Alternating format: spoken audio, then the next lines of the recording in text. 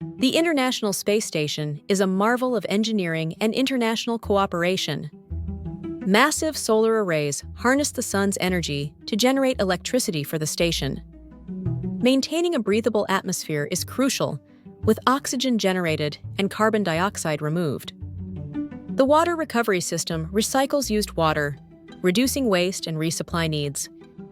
The pressurized modules provide a comfortable living environment for the crew.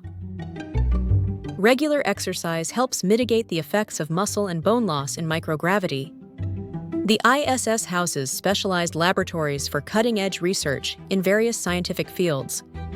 Microgravity experiments yield invaluable insights for disciplines like astronomy and particle physics. Spacewalks and robotic arms ensure the station's continued operation and enable upgrades. Cargo and resupply missions keep the ISS stocked with essential supplies and equipment. The ISS orbits Earth at an average altitude of 400 kilometers.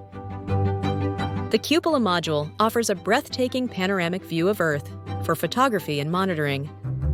Stay connected with us for more fascinating insights into space exploration and scientific discoveries.